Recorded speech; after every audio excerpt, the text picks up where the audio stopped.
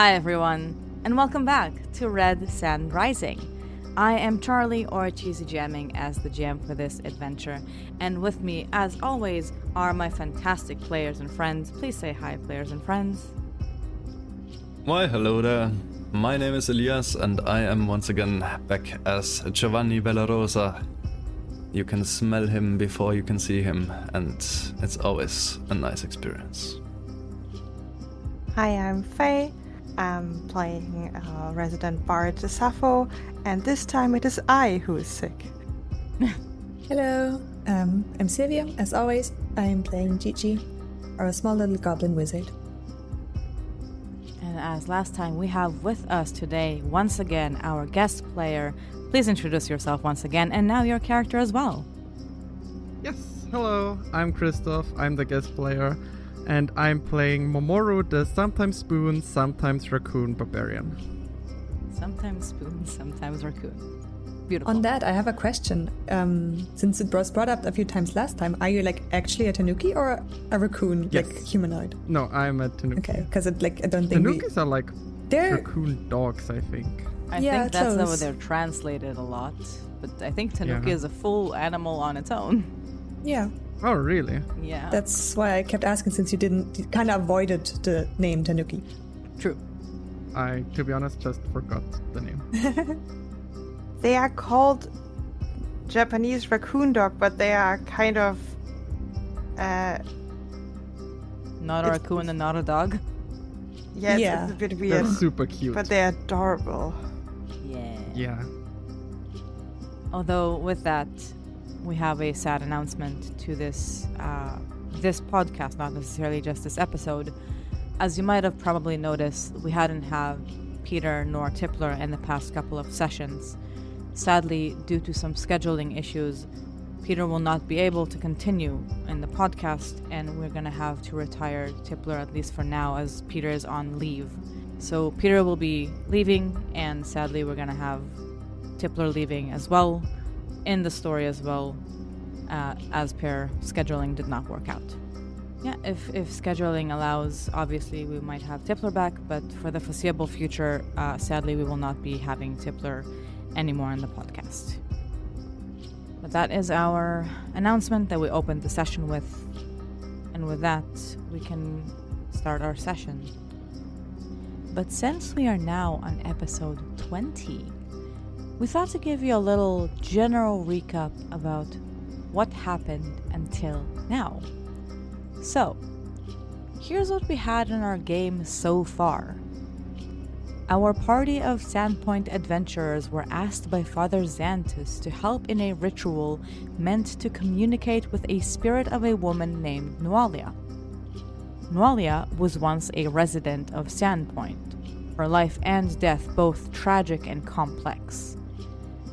Father Xantus had felt that a large part of her tragic story was rooted in how the people of Sandpoint treated her, and wished to summon her spirit to ask for forgiveness and grant her forgiveness as well, so she can continue on to be in a better afterlife. But for the ritual to succeed, he needed Nualia's bones, and they were stolen from the underground. The party went into a small tunnel under Nualia's grave. There they found a large group of goblin ghouls as well as Nualia's bones. But the real big discovery was of a structure hidden deeper within the tunnel, one that was built before Earthfall, more than 10,000 years ago. In that structure, the party found multiple mentions of people called Rune Lords, powerful people who once ruled Golarion, indicating this used to be a place of worship to these Rune Lords. In these catacombs, the party found a map of the area from before Earthfall, showing an important location called the Pit, not that far away from Sandpoint. But with the bones secured, the party helped perform the ritual to summon Nualia. Summoning the spirit angered some of the town members, especially an aristocrat named Charn Scarnetti of the Scarnetti founding families. However, the summoning of Nualia turned out to be very enlightening, since she shared a strong, vision with the party. A vision of 7 upcoming dooms, each threatening to destroy Sandpoint if not stopped. At first, a vision of the town burning, and on top of the flames, an armored figure. Then, a screech pierces through the night as a flying figure grabs a town person and flies off with it. After that, a mysterious liquid being poured into the river, a water resort, following with a circle of cowled figures chanting again and again.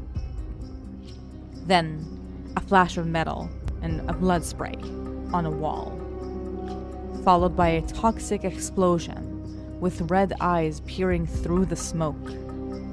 And finally, a whole view flashes red and the vision cuts off.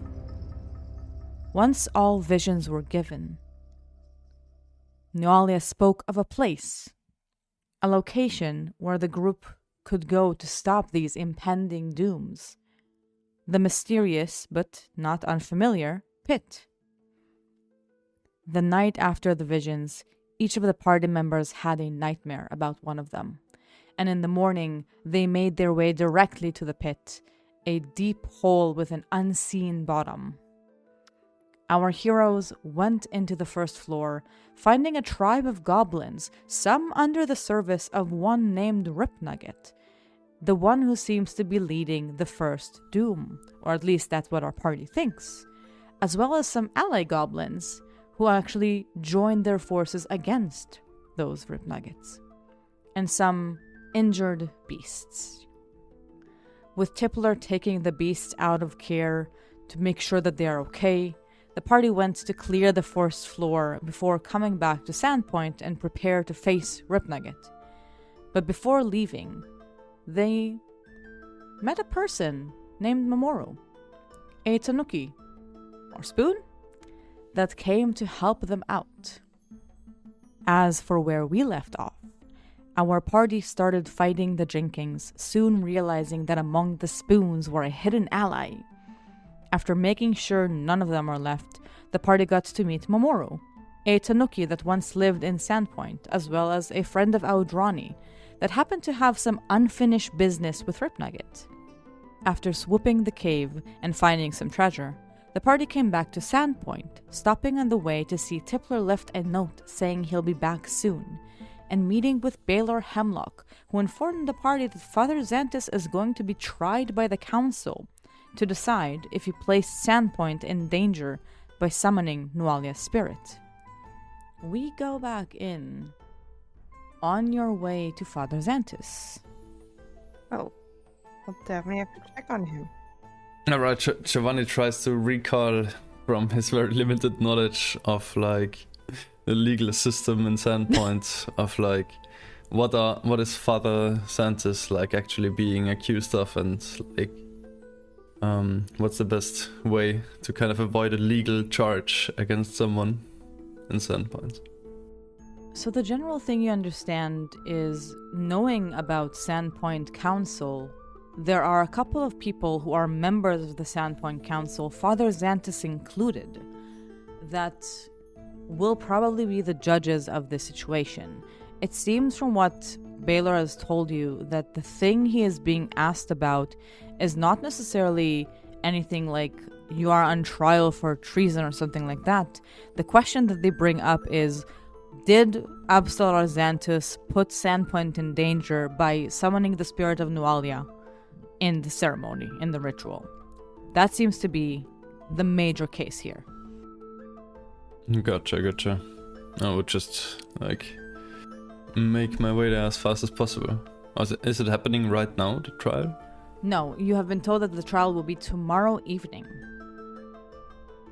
We should probably check on Father Xantus.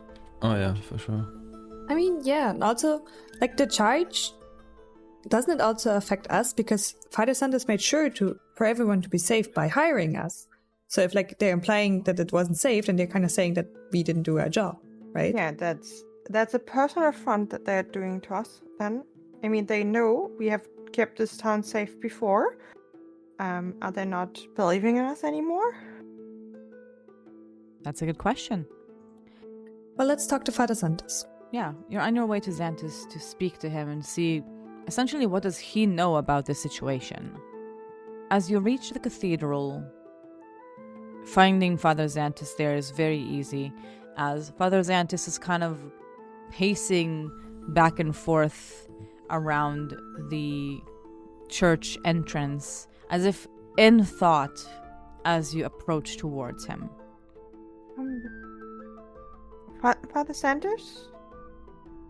Oh, hello, my friends. I've been waiting for you. How are you doing? And he looks towards Mamoru and is like, Hello. Do I know you? I lived here like a long time ago, so you might remember me, You do but seem I familiar. wasn't here in a while. He's sometimes a spoon. Yeah, I and I would transform not... into a spoon. Did someone just make him a spoon? No, I think he likes to show that ability of his all. It's not showing off more than being proud of transforming into a spoon. Dear Desna, it speaks. Don't embarrass him, Gigi. And I We have to be transform nice. It's nice to be proud of your abilities. Yes, Outrani sent me.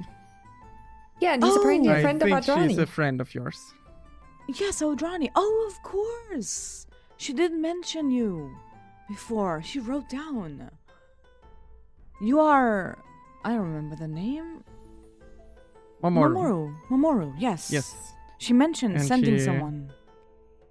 Yeah, she also mentioned that to me and kind of forced me to come. You were forced. But I gladly came here. It was He looks a at you shared... like a bit more and starts like, are you one from the... I know you seem familiar. You're from that party, right? From a couple of years ago. And you see that Mamoru visibly just gets smaller. What And like... party? Well, yes, kind of, but, you know, Are you Well, you okay? look- didn't go so well. There's no reason to be embarrassed. When you have relations with someone at the party, it stays there. It shall not be carried into the future. Oh, I did not mean to intrude. I think he meant a different type of party. Like, Yes. our party is a party. Oh, I mentioned before that I met Rip Nugget before, or his, like, underlings, and we may have been, like, asked to escort the parties to Magmamar, and we may ran into Rip Nugget's people, and we may got our asses kicked. And my party nearly died that day, so I then kind of got cold feet and ran away. But You're not Then gonna do I that joined- anymore, right? I will not do that anymore because I did that 3 more times and it didn't go well. And then I just stopped being an adventurer for like the last probably 5 years. Until Outrani like kind of kicked me out and said that I need to start doing again because like I trained enough and I'm strong enough now, which we'll see. Well, you look pretty impressive back in the cave that we fought in, so... Thanks, but you know, the powers of worry. infiltration, of being able to be turned into a spoon at will, is unimaginable. I Really, the best spy, the best scout. I can make you very courageous as well, so don't worry. We'll get you there. okay. You- Okay.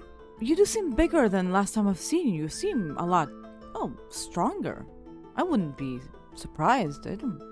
I That is to mean, me. yeah, I didn't sit on my like bottom for the last 5 years. I trained to maybe not needing to run away from every fight I ever have. It seems noticeable.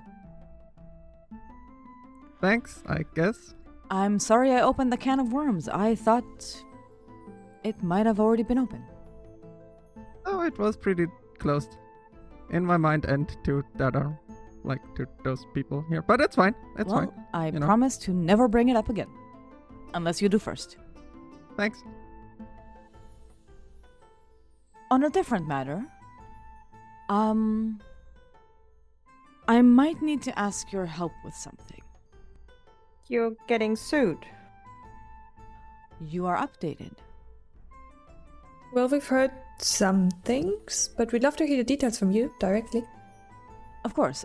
Do you remember when we spoke of the ritual? Please come in. And he's kind of understanding that he's still pacing in front of the church and not inside, so I was asking you to go inside. Sit down, please. I made some snacks as usual. It's my favorites. And there's assortment of snacks on the table as always. It seems like Father Xanthus is always prepared for someone to come by. Wait, all of these are your favorite? Snacks are my favorite, and sharing them is even better. Oh, alright. You're a good man, Father Xanthus. And so are you. So, do you recall when we spoke of the ritual, I mentioned that I prefer apologizing later than asking for permission, because this is something that might be quite, make a stir in town. Yeah, that some people, some very small-minded people that we have met at the ritual as well, that they wouldn't agree with because they're meanies. Indeed.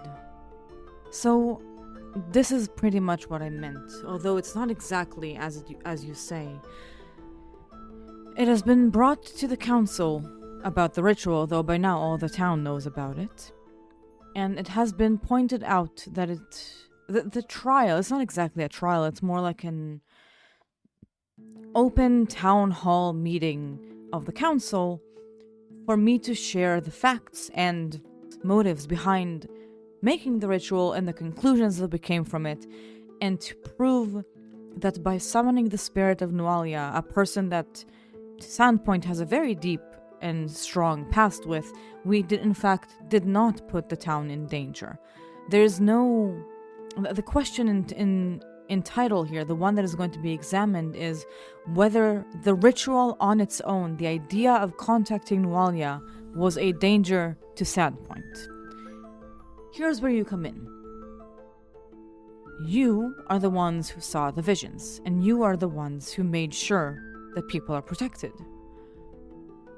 I would like to explain what we gained from this ritual compared to what has been on stake as a danger. Considering you are the ones who fought the danger, I think you would be the experts to explain that part. But I believe also if we can say and we can convince the council that, in fact, contacting Nualia was not a bad thing for Sandpoint, but in fact a good thing for Sandpoint and its future, if we can convince the council, I think that will be it. This isn't a trial per se. What is on stake is not you or your assets or abilities or accessibility to the city. What's on stake is my seat in the council, as for a fact I will not be able to be a judge in this thing, considering the fact that I'm the one being judged.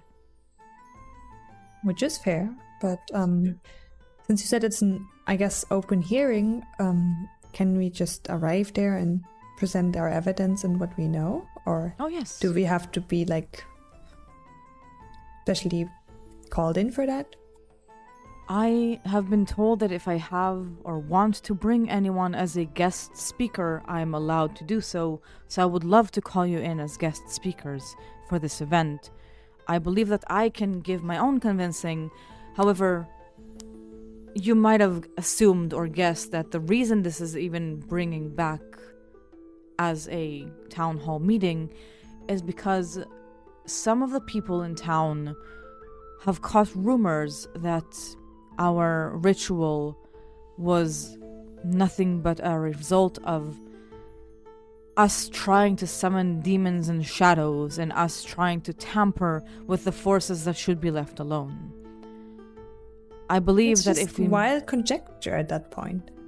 if anything, you tried to reach out to a spirit to make sure that she wouldn't harm the town, to like protect the town. It is very difficult to convince scared people with facts. I know. What we need to do is convince them with understanding. I wish to you not to make any accusations or to make any chasing against other people, and I think we all know who might be the problematic people here. But I wish for us to find a way to set an example as a front to convince that what we did was not harmful but actually helpful, and not go chase after people and explain why they might be the problematic ones. It's very noble of you. And I guess looking at Sappho here, like I think we can do some good convincing. Right, I think so as well. To make sure they understand, there was all caution being taken that was needed. There wasn't a lot of caution that necessarily actually needed to be done. Like nothing that would have cost to the city. But of our hiring to make sure that if anything unforeseen should happen, that there would be, protectors of the city there, as well as that we've learned the news that otherwise, like the dooms that are going to arrive at our doorsteps, and that now we have a chance to stop. Before that, we probably would have only learned about them too late. So, I think we can do something about that. That might be a very good point to bring up. You are currently on the actions to find and stop these dooms. If we can convince the people that without this we wouldn't have known about them, that might be fantastic. And he looks to Mamoru here. You were sent here by Audrani, were you not?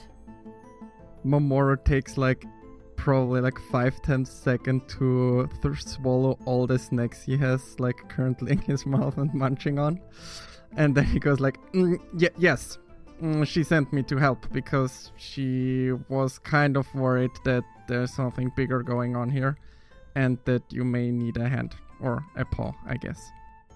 Well, I wouldn't push you by force, but if you would wish to give your own opinion to why you decided to choose to join, that might be helpful as well.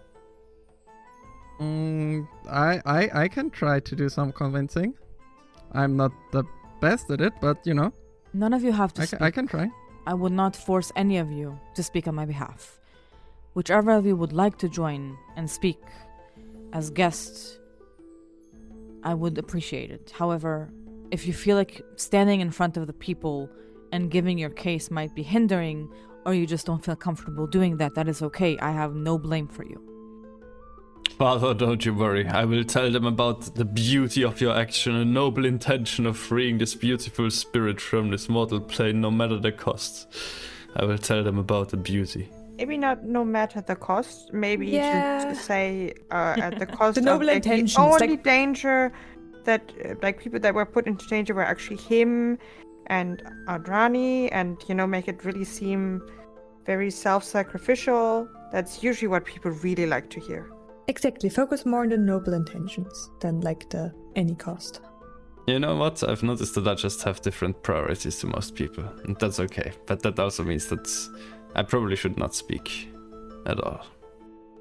I mean, if we want to spin a kind of false narrative, I'm good at that. I can trick people. There's no false narrative. That was actually what's happening. Oh, okay, You just need okay. to We're make trying it to very dispel the clear. false narrative.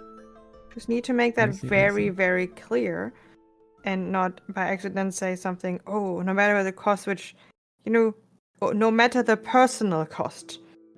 That would be then correct. But people, if they just say no matter, because they go, you were endangering our town. And then it's no, actually not. And then it gets difficult because people are scared.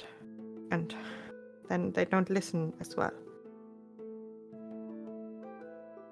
It might be relevant then to go over the members who are going to appear in tomorrow's meeting.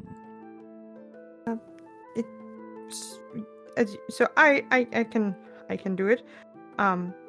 Gigi, you said you could also be. We have to check on our friend Tibler.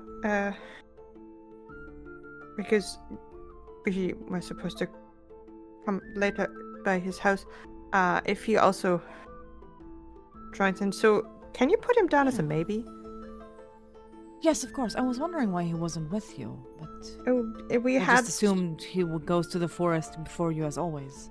we rescued A very giant big beast? lizard. A Yeah. what? How big? You know, Like our size big? That's right? Cruncher was kind of like medium. I think Cruncher it was a large creature. large, Oh, really large? Like you know, Yeah. Also, you are You know, smart. like maybe So like like bigger than Cruncher's us? your size. so like Maybe a Cruncher's horse, toe was your maybe size. 2 horses. You know, But it was a kind animal, beast, whatever you want to call see it. Father Zan just kind of blinking aimlessly. Okay. Yes. And then, a big like, we would lizard. never bring it into the city. We know Yeah, to no. not do that. So I'm positive I would have already heard about sightings of a big horse-sized lizard if it would have been to happen. Yes, then if you would not mind, the trial or the meeting is tomorrow evening. Please, we can meet up tomorrow in the morning and go over details and figure out our case, whoever of you who will decide to join. Mhm. Does that sound fitting? We'll be there, Father. that sounds Very well. good. Then for tonight, I wish you a good evening, and we will meet again tomorrow morning. to I'm you glad too? to see you all. Have a good You rest. mentioned before that you Yes. maybe want to tell us the people who are in the council. Ah, yes. Maybe I missed it, but could you tell that again? Oh, Or w- for the first time? I thought we will go over that tomorrow since you wanted to go check on Tipler, and we Oh, will go we over can the do that deals tomorrow. tomorrow. So I think tomorrow would also fit. There's enough time. As for now, rest well. You seem a bit worn out as of today. I believe you have lots of energy you want to reserve. Definitely need to do a long nap at some point tonight. Yes, we see each other in the morning, and then we go over, plan who's speaking, what we're speaking about, tell us more about the council members, and Yes. And you also get some good rest, Father Santos. Don't I pace will. too long. Thank you, Jiji. I will. And you see that the first thing he does when you start walking away is looking at the snack bowls, trying to find what's the emptiest one to figure out what he needs to get more of next time. Joke's on you, they're all empty. Mamoru ate them all. No, Gigi would also snack constantly. Amazing. I think Beautiful. we're very much alike there. Yeah. You leave the cathedral and leave Father Xantus. You're going to see him tomorrow morning to prepare for that. Well, it's getting late. We should head to Tipler's then? Yeah, Before let's it go gets down. too dark or too late.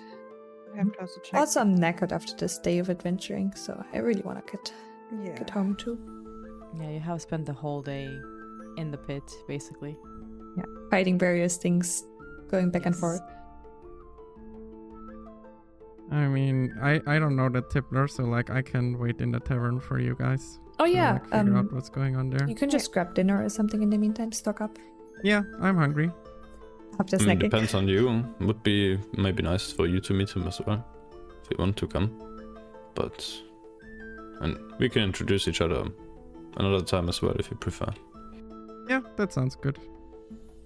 Yeah, either the tavern Or- close by or Giovanni's house are both very close to the cathedral. Whichever you choose to go have your meal at. Where do you guys usually go and drink and eat and party? Well, that's the tavern that Sappho is staying at, Yes. which is a bit Yes. further away from the cathedral. Yes, that will be Cracktooth's Tavern, which is a bit in the center, kind of actually close to the theater, right in the middle of town. Yeah, it's on main. It's like going from Main Street into Ben Street. I definitely know where all of the streets are, so I will find that. No worries. It's just right in the middle of the town. They have the best beer and like the best food of any of the taverns here. It's the You'll best find place. it. Worst case, just to ask party. someone. I'll do that. See you in a minute. And I walk into the wrong direction. Oh no. Just directly, just if you turn about 180 degrees, that would Okay. be better if you walk in that direction. Okay. Nice. Okay, let's go. See you later. See you. I Giovanni will conjure a little flower that points into the direction of the tavern. And just evaporates once he reaches the tavern. I mean, we make our way to Tibus, but Sappho, as soon as Mamoru is out of earshot, just... Do you think he'll find the way, or do you think we'll have to find him later? Maybe we'll have to go spoon hunting again? Oh. But No, maybe it's he'll be also going to fine. be a sign. Oh. He'll be fine. Oh, There's enough fine. people around who can point him into the right direction. Just imagine the situation of 3 people walking around town saying Mamoru and just looking at spoons. And signs and any other inanimate sign, objects. Just any item, basically. Like, Just- what did he turn into? Going And around, be turning like, over random objects. just going around, be like, have you seen maybe a spoon that wasn't there before? Oh, Or no. something. Making your way downtown. Ah, beautiful. I mean, yeah, if he's a spoon, we can still find him, but if he decides to turn into any other item, we will never be able to figure it Well, out. he's lost forever. Exactly. It was nice knowing him. It was good while it lasted. Yes, yes. No, eventually, just by, like, trying random directions, he will find us. Or he will find something. Or someone who knows us. And returns him to us. Or eventually someone is gonna ask, did anyone lose a raccoon dog? A humanoid raccoon dog. A very beefy humanoid Yes. raccoon dog. Exactly. I prefer fluffy. That fits. That's very well. Fluffy. Very strong either way. Beautiful. So, you guys split up as Mamoru goes tries to find Crackstooth's Tavern when you make your way towards Tippler's house. You go to the forest on the edge of the bridge, as you always do. And you still see on the front door this kind of note that was stuck there before, meet you guys later. And it seems like the note hasn't been moved at all. As you walk closer, you notice something that you didn't notice before as you walked by.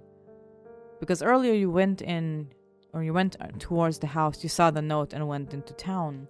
But now that you're going, like, focused on finding Tippler, you notice that the front door is just slightly open. Like, it's not fully closed. It's not like Tippler to leave his door open. And Giovanni wastes no time and just strides forward and, like, one quick knock on the door, but then straight away opens it without giving anyone time to react. Let's have a look inside. Quick knock on the door and just open the door after. Tippler's house, for those of you who haven't been in, it is doesn't have a lot of furniture in. There's a makeshift bed that is kind of also involved with moss and bushes to make it more natural.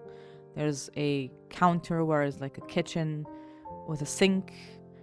And there's this table in the center that seems to be having a chair next to it. And you can see an area where usually the weapon probably would be lying in. On the table in the center of the chamber lies a letter. A letter that when you approach a bit closer you see is signed. Well, with the regular little signature of Tip.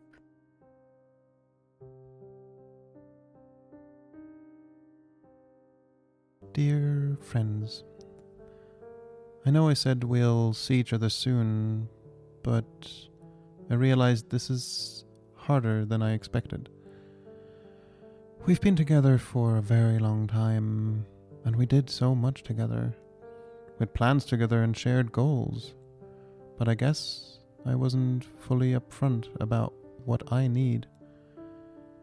I'm sure most of you know my attempts to connect to nature and how frustrating it is every time I fail. I thought I can just live with it, that by being next to the natural connection is enough. But the little I got to take care of Cruncher made me realize I was wrong. So I don't think I'm able to protect this place anymore. I'm too distracted, too doubtful. And I always gave up on connecting to nature too quickly. When I didn't become a druid, I went to the guard, and when I couldn't connect to natural magic, I connected to the fork and hammer. But I never really tried. I never kept trying. So I decided to take Cruncher with me, and together with him, try again. I know you. Sandpoint will be safe in your hands. But I just need to do this, or else I'll never feel content with it. Thank you for everything. Yours, Tipless Bane. And as Giovanni finishes reading the letter, he crumples it up in his hands, and it just seems slouch over the table and bow his head down over the table. And you kind of see his shoulders like going up and down a bit, assuming that he's like shedding a tear or two. I just put like a hand on like Giovanni's back, like shoulder. I guess I can't really reach the top of your back, but just process also for a bit and just like think it over. Sappho would just gently pull the crumbs up the letter out of Giovanni's hand again and, do her best to like unfold it again. And just, tips. I mean, it makes sense, but... Yeah, I think we all felt it at times, but it still hurts to see him go. I really hope he'll achieve what he's trying to do. And it's definitely apparent, this situation probably as well for the friends. Like, Sappho is used to seeing people with shorter lifespans than her leaving, and is just a little bit more distant than probably somebody with the same type of lifespan would be. Like, she has already prepared herself to always be the person that would outlive the rest, so that somebody's leaving early is just a matter of decades. I guess in comparison then for Jiji it would hit all the harder. With goblins do have a short-ish lifespan, so I don't think she's had too many people leave her life yet. And like I guess I look at Sappho kind of like feeling herself and like dealing with this. It's like, do you think he'll come back? I do think if he manages to achieve what he set out to, he comes back. It's not like, I mean, if you read these points, he doesn't dislike any of us, and he's not angry or anything like this. It's nothing to do with necessarily us. It has all to do with his goals. And I'm glad that he found out now that this was something that would have otherwise kept on bothering him and potentially otherwise would have built resentment. Yeah, It's hard. And Sappho will definitely get a bit lower and also just reach out to, especially seeing that, for Jiji this is something new, just reach out to give her a hug. Which Jiji would definitely take. She's kind of going through the emotions of being sad, angry, disappointed, but then also fine and kind of trying to hold it together for the sake of her friends. But yeah. It's definitely going to be an adjustment.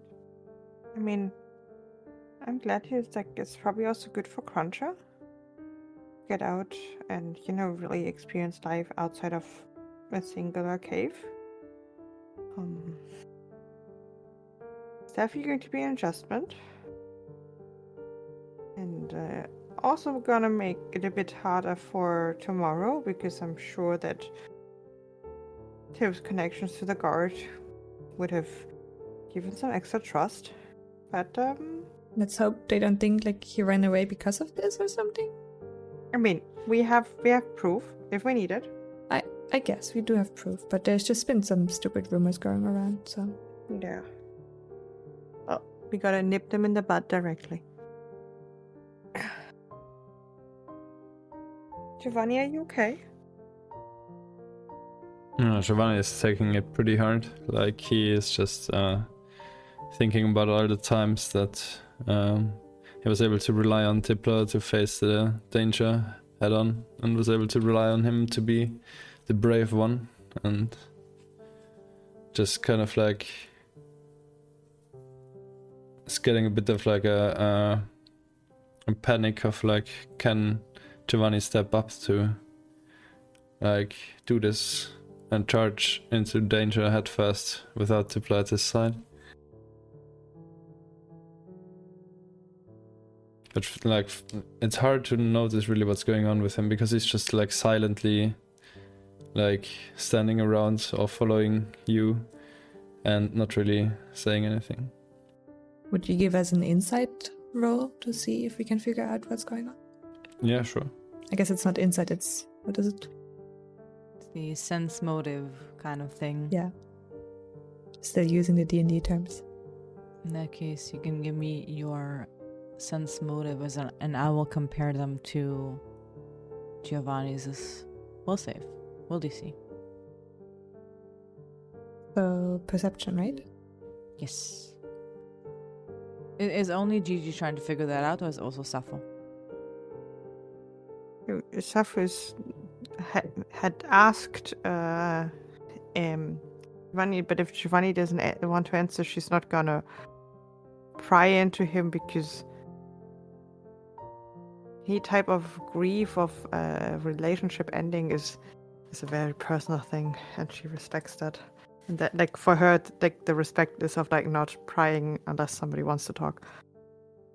In that situation, Giovanni, what does Jiji see beyond the front that Giovanni is putting?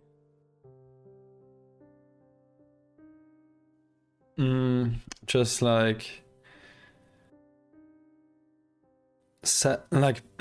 on one hand, like this kind of longing to see Tipler again and having Tipler by his side, and on the other side, on the other hand, just doubts of whether Giovanni can be brave enough by himself without Tipler right by his side, or like shoving Tipler in front of him as he did so many times.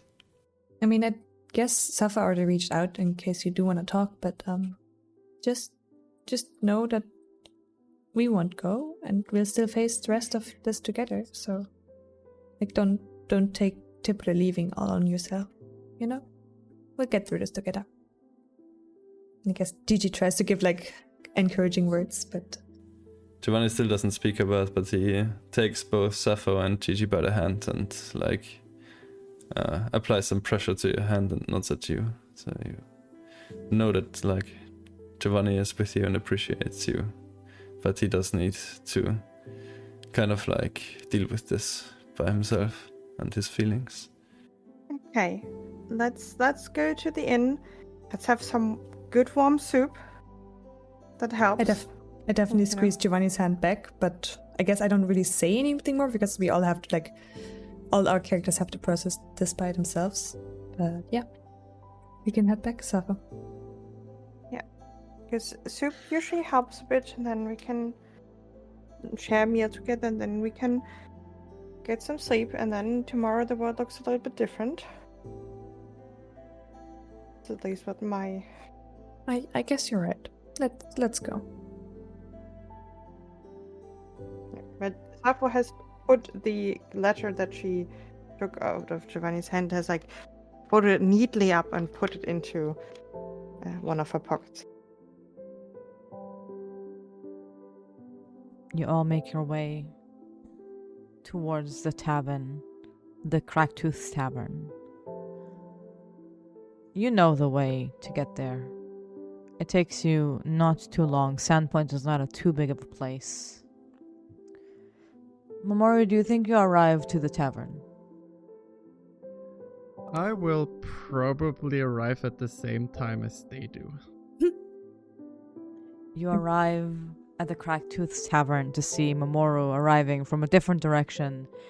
Not from where you came from, nor from where he should have arrived from at the same time as you do.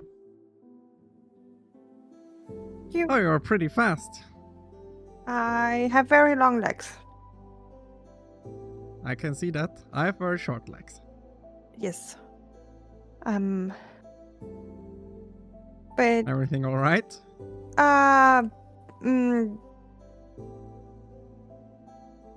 Yesn't. So none of Yes. us is hurt, like on the outside. But we didn't get the very best news. So let's go in and get something to eat and to drink, and sit down. Yeah. Because our friend that we mentioned before, you remember? Yes. He's Tripler? Yeah, Tippler. He's Tippler, yes. Yeah. He's got his own thing that he needs to take care of. So we don't know when he's coming back. Could be weeks, could be months, could be decades. But he's fine, right? Well, as far as we know. But I It mean, should be. then what's to worry about? Well, we like him. He's our friend, and he just, we we won't see him for a while. and we've also gotten very used to, how we work together. We've been working together and been friends for a long time now. So it's a bit gonna be quite an adjustment on a lot of sides. Yeah, but we'll get better. Don't worry about it. As long as he's fine, if he needs to figure out some stuff and then come back. Well, yeah. Soup and beer, guys? Yep. Giovanni nods a bit more enthusiastically than he has been in the past 2 hours. Soup and beer it is. You go to a table. You have, as always, the tavern owner, Jesk Cracktooth, basically always happy to see Sappho in the place, giving you some soup and beer. Today's soup is potatoes and lentil soup. A thick one, a hearty one. So it sits kind of well. And the evening passes as you either talk or spend some time alone to process. Anything you would like to do before the morning comes where you need to speak with Father Xantus?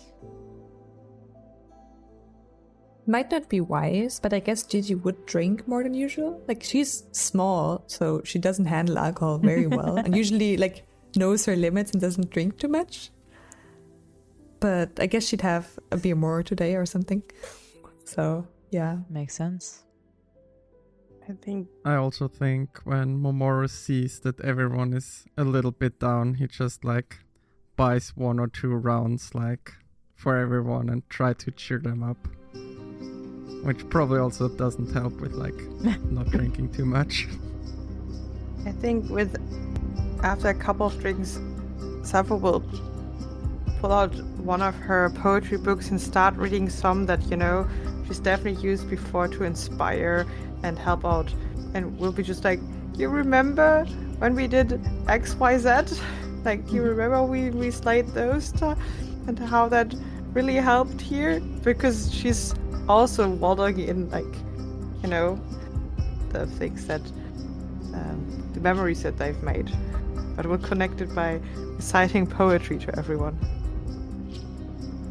I guess the poems do cheer up Jiji, but she'd be in between like, oh, you have to write an extra poem about that one special thing Tip did. So like, you know, that like make it an extra poem just for him.